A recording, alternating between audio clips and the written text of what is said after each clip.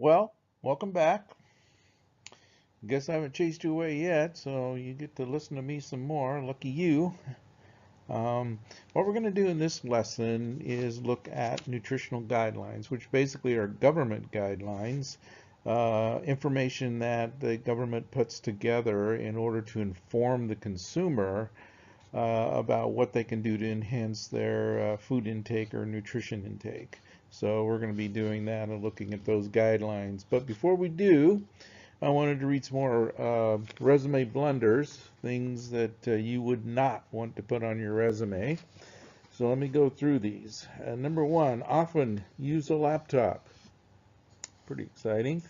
Number two, able to say the ABCs backwards in under 5 seconds. Whoa. Three, I'm a wedge with a sponge taped to it. My purpose is to wedge myself into someone's door, to absorb as much as possible.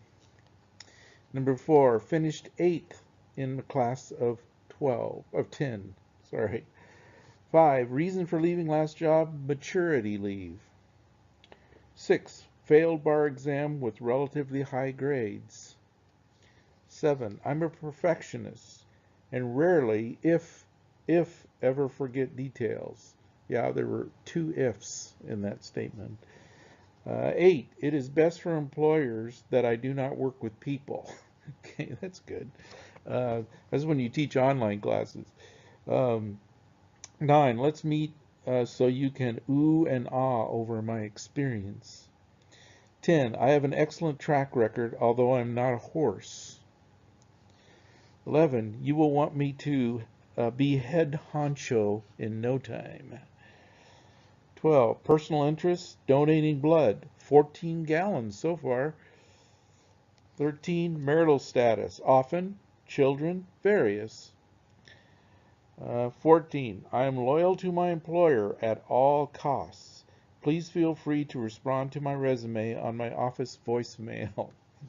Okay. Uh, anyway, so what we're going to be doing is looking at some diet planning guides.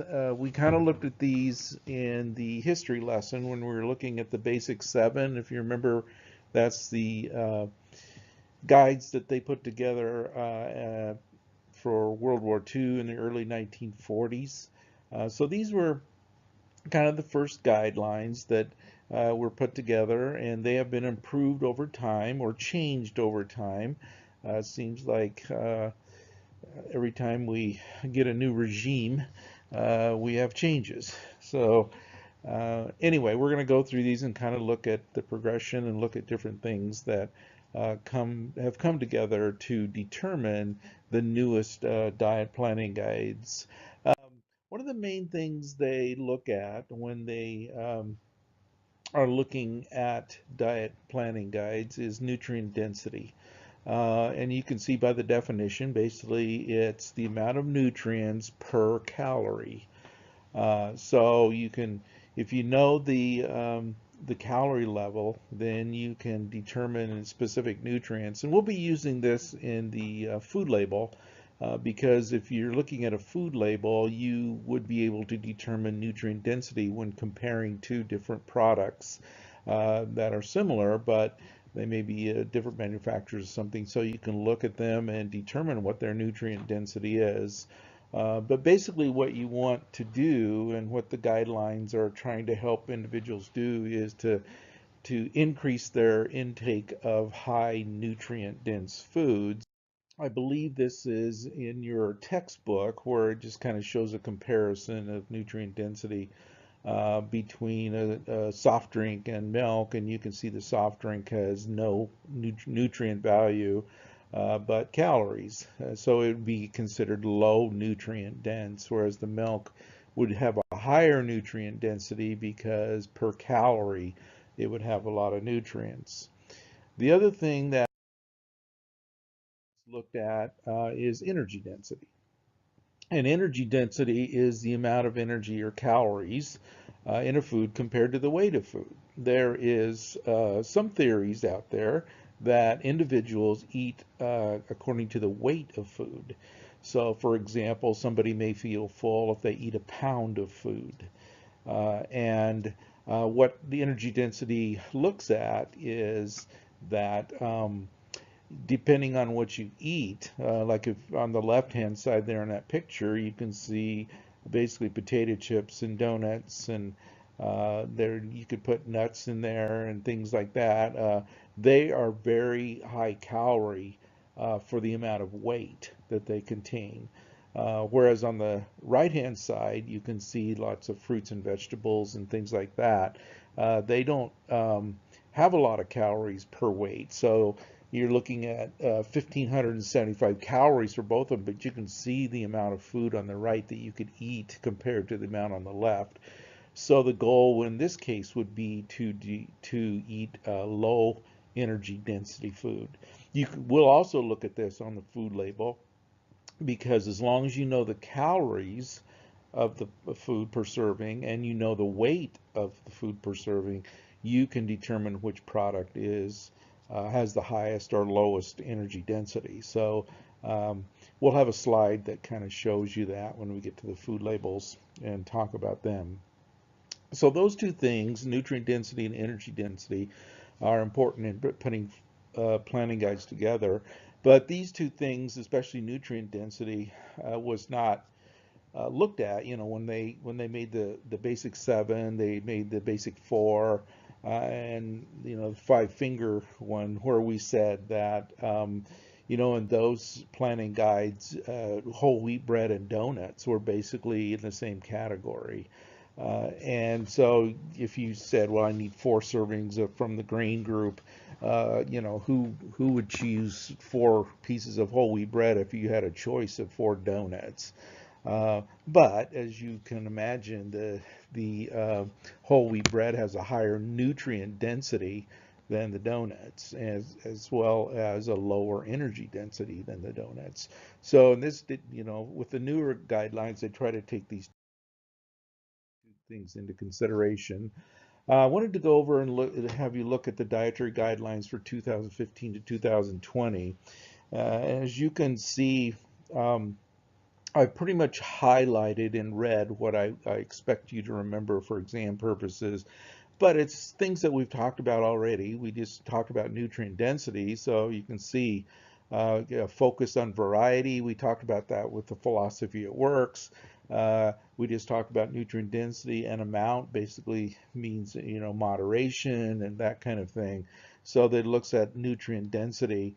Low in added sugars, saturated fats, and sodium. Again, those are the things that sell in fast food restaurants, which, well, I hate to call them restaurants because restaurants have good food, but uh, in fast food places, we consume a lot of those. So trying to get people to eat less of that.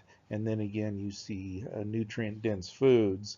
Getting a little bit more specific, again, I mentioned that we're going to harp on eating more vegetables, but in contrast to the earlier planning guides, they're emphasizing color, dark green, red, orange, and then legumes and beans. So we're emphasizing a lot of variety and a lot of color. Um, and I think I mentioned probably earlier that, you know, the rule of thumb is many colors of fruits and vegetables you can get and as close to the earth as possible. That's the way you should be eating your food. Fruits, whole fruits, again, trying to emphasize eating the whole food as opposed to juices. Juices are very concentrated in calories.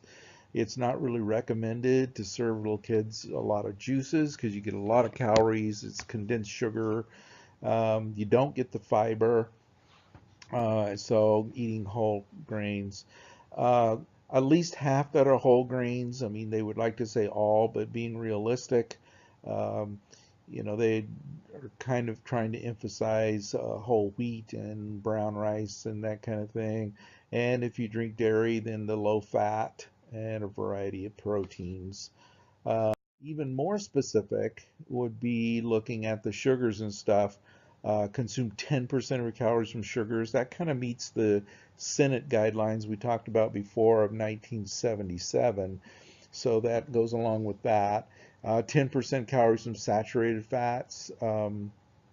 we'll be looking at where you're at with your diet study when you do that, and then 2,300 milligrams of sodium per day.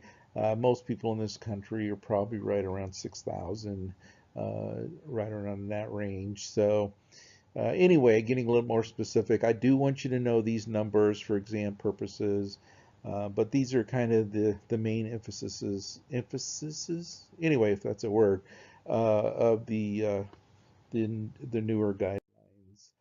We've talked, or you did a little assignment on Choose My Plate, so we know about that. Basically, looking at making half of your plate fruits and vegetables, and the other quarter of grains. So basically, 3/4 of your plate with plant products, and then protein just to give us a little variety because we enjoy meat, and if you don't go overboard, there's nothing wrong with eating meat. Um, and so, but we need to limit it a little bit, but just to give us a variety, some enjoyment. And it's kind of hard for some of us, if you grew up with meat, because, again, if you think about what am I going to have for dinner, usually meat is the focus of, well, I'm going to have chicken, and then with that chicken, I'll have whatever. Whereas, they're trying to change the mindset that, you know, what what meat are we gonna, what vegetables and fruits and plant foods are we gonna have, and then what small size of meat can we have just to add to the variety and stuff for that. So that's the newest one. I did want you to know though that the plate is not new. Um, I knew about the plate in the 1970s. Back in Idaho, as you can see, there was a dietitian who put together, actually this is a placemat that people could purchase and put on their table, and their idea was to match that. And you can see it's pretty close to the plate. I mean, this is half vegetables and then more fruits and then breads and stuff, and then with the meat being just about 1/4, which is pretty much the same as my Choose My Plate. But I did want you to know that the government didn't come up with something new in the 2010, that it was already there. They just kind of adapted it. And I'm hoping this dietitian got rewarded for her work. But anyway, there is another one that you have done a discussion on, and it's again the healthy eating plate. And it basically is from Harvard, and well, I'm not going to go in too much to it because you're going to do a little discussion on it, but basically saying that the Harvard School of Public Health thinks this is better, so you're going to make a choice of whether you think the my Choose My Plate is as consumer friendly as healthy eating plate, or vice versa. So I won't go into much detail on that. The DASH diet is something that I want you to become familiar with. And the reason is because I know that the dietitians in Hood River and the Dalles use the DASH diet in the hospitals. It's kind of a go-to diet for anyone who has heart disease problems, cancers, potentially, and obviously hypertension and that. It was originally put together for hypertension, but when they looked at the diet, they looked and they said, this would be good for everybody. So it's a pretty well accepted diet that should be followed by everyone. It's very close to like the Mediterranean type diet. Um, it's just the Mediterranean diet would emphasize more seafood and olive oil, which this one does not. Uh, but it's emphasizing what we have been talking about so far, that most of your day should be um, fruits and vegetables and plant products, and then adding seafood or some meat to just for enjoyment. But I do want you to know this because I want you to be in the ballpark. If you're working in a hospital and the diet that you read in the patient's chart, or the dietitian comes up and says, "Yeah, I've just put the patient on the DASH diet," at least you will be familiar with it. I don't expect you to remember everything about it, but at least you will be familiar with what it entails. So on your study guide for the next exam, you'll notice that the last question on that study guide deals with a menu that I have put together with a breakfast, lunch, and dinner. And your responsibility is going to be to use the DASH diet to determine if that person met the goals for the daily intake of a DASH diet. Now, where you're going to find those goals is going to be on the slide. I'm giving you an example, but there is a supplement that goes along with exam 1 study guide, and you'll go into that supplement, and it's on like page 3, I believe box 2, something like that. What you'll find is on the left hand side you'll have the different food groups. So you got grains, vegetables, fruits, meats, dairy, nuts, legumes, seeds, whatnot. So those are the food groups. We're going to be using the 2,000 calorie diet column. And you'll notice that when you look at that, they give you a range like 7 to 8 and 5 to 6 servings. But we're going to use the minimum serving. So I want you to know what the minimum servings, for example, of the grain groups. I need you to know the minimum servings that would be required for the vegetable group and so on.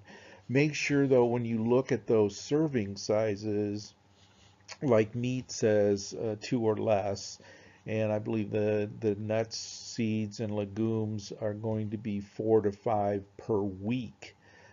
So let's go with 4 per week, so it'd be less than 1 per day. Then over here it tells you what is what represents a serving size. Pretty much everything is cooked. If you notice on that food meal, and I'm going to go over that meal in the next slide, but it'll tell you that all of the foods are cooked. Well, the ones that will be, you're not going to cook the yogurt, but all the vegetables and meat and everything are cooked.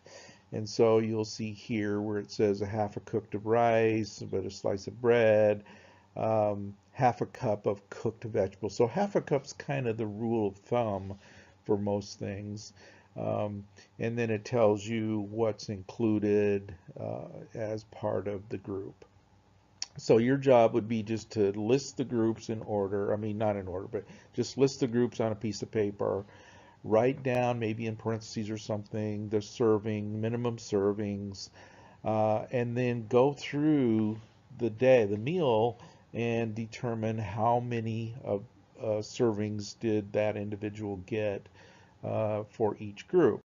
So here's the meal, and so you'll notice on here we have oatmeal 1 cup, and I'll just give you this one because if you look on the DASH diet, what it says is that oatmeal is 1/2 cup is 1 serving cooked, or grains or cereal. So in this case, oatmeal would be a cereal. So you're going to go through this menu, and you are going to determine what the food, you're going to have the food groups listed, you're going to have the servings per day that's required, and what the serving sizes are, and then you're going to go through this menu and you are going to determine how many servings they got for each group. Okay. In this case, cornbread's going to be a grain. So corn, in this case, corn's not going to be a vegetable. It's going to be a grain, just so you know.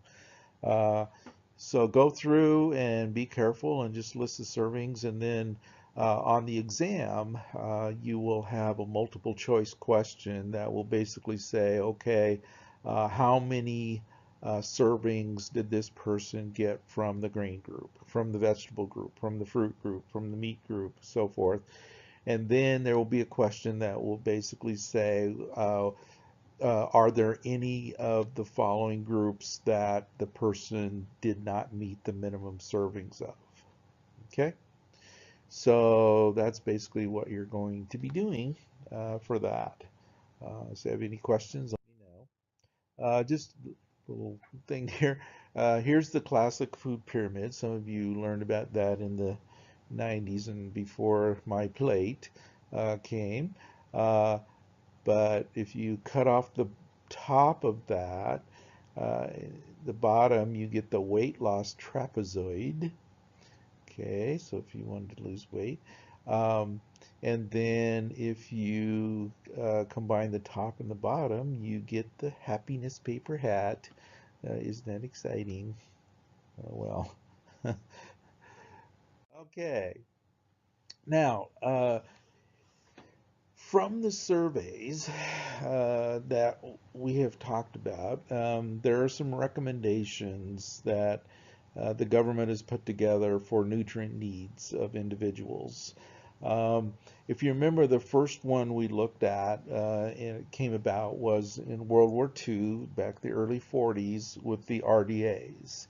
Well, in the 90s, they decided to kind of update things, and they came up with a recommendation called the DRI, Dietary Reference Intakes. Um, and included in that are three other sub recommendations that they put together just to make up this group. But if you read the definition, what you'll notice is that there is one word in there that basically negates the idea that these standards can be used for everyone. If you read that, a set of values for dietary nutrient intakes of healthy people. Okay. Um, I don't know that there's a complete definition of what a healthy person is. I mean, what is a healthy person, or who is a healthy person? We all have our little glitches. Um I mean, I had my meniscus torn and had meniscus surgery on my knee. So, am I still a healthy person or not? Or, if you have some medical problem, are you healthy or not? It definitely negates people who are smokers because the guidelines do not take into consideration that these individuals would need more antioxidants because they're breathing in free radicals that can increase risk of heart disease. It doesn't include people who live in polluted areas. It doesn't deal with people that are under high stress. Because if you're under high stress, you need some more nutrients to deal with your nervous system just going 24/7. Um, so these guidelines are not meant for everyone, but the guidelines that are part of it are the RDAs. Again, these were started in the 1940s. The AIs and the ULs. The RDAs are, you look at the definition, is pretty similar to the DRIs, but they're looking at essential nutrients judged to be adequate known nutrient needs of all healthy persons. So one of the things that the RDAs are not meant to do is if you're sick, is to make you healthy. Because as you can see by the definition, it's meant for people who are already healthy, and it's meant for nearly all healthy people, representing 98%. So the RDAs, and you could include the DRIs in there, are not meant for individuals. They are meant normally for populations, populations of people where you're feeding groups and you want to meet 98% of the needs of those people. Example would be in the school system, and to be honest, I don't know if they actually do meet these guidelines or if there, any effort to do that. as you can imagine, there's not enough government inspectors to go around and make sure everybody's doing everything correctly. Um, but the guidelines are meant to be that if the Dalles or Hood River schools are feeding lunch to the students, that the offerings for lunch uh, are supposed to meet 1/3 of the RDAs of those individuals. Now that doesn't mean, I mean, the offerings have to be there that can happen. That doesn't mean that the students are going to choose those offerings. That doesn't mean that the students are going to eat what they get. But that does mean that they have to be offered, that if the choices were made correctly, the 98% of the students would be getting um, their needs met for 1/3 of the RDA for lunch. And then long-term care facilities, they're supposed to try to feed breakfast, lunch, dinner, so that people would get their total RDAs for that day. But again, that doesn't mean that the people are going to eat it. And so anyway, that's the goal. So they're not meant for individuals, even though when you do your 3-day diet study, your intakes are going to be compared to the DRI.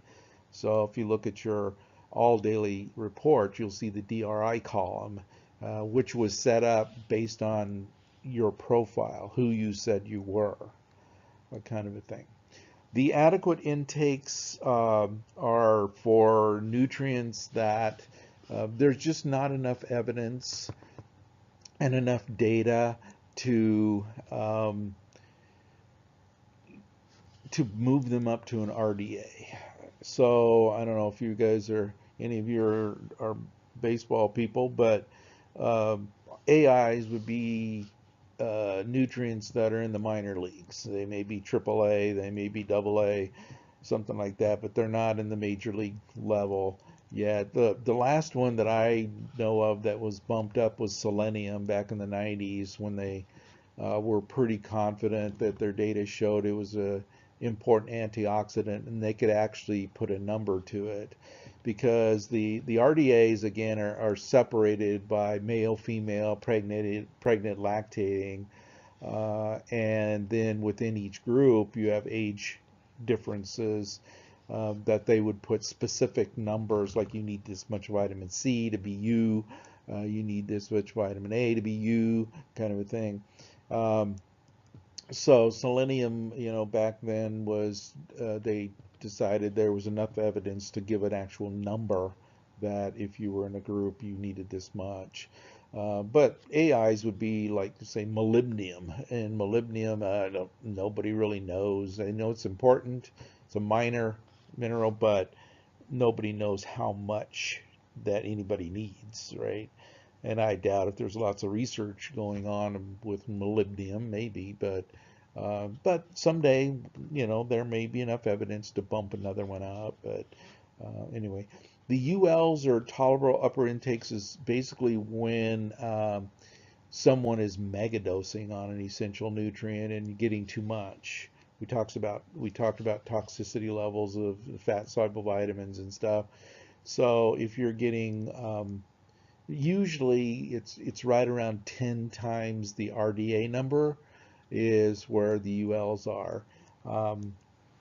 And I have never had a student go over the UL. I mean, you'd have to eat a lot, but they're normally in toxicities, kind of like what I did with the cod liver oil. It's from supplements, so there may be people who are supplementing and megadosing on stuff that would be above the UL, which is a risk of getting overdoses, kind of a thing. So those are the DRIs.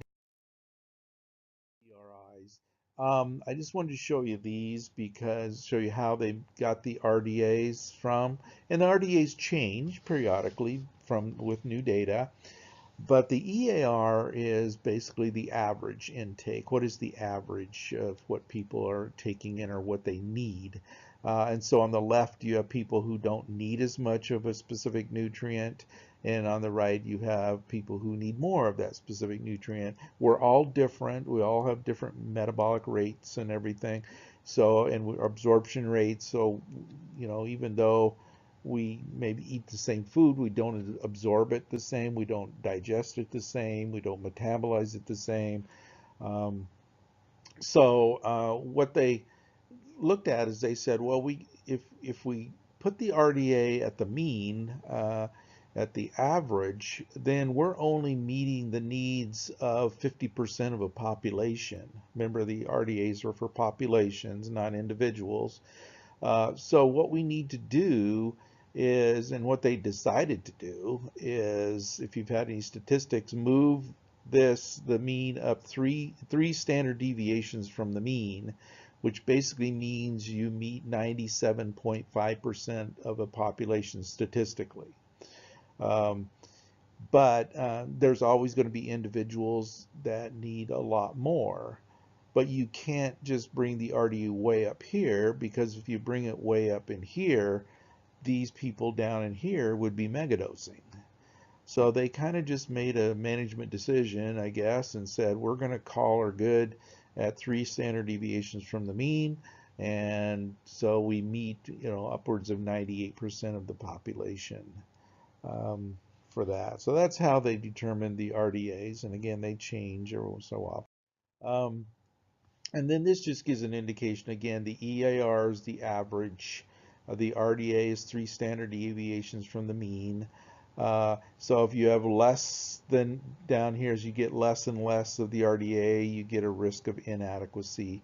But if you go over here where the UL is, and we're thinking again 10 times the RDA, if you get more than the UL, you're at risk for adverse effects of overdosing of those things.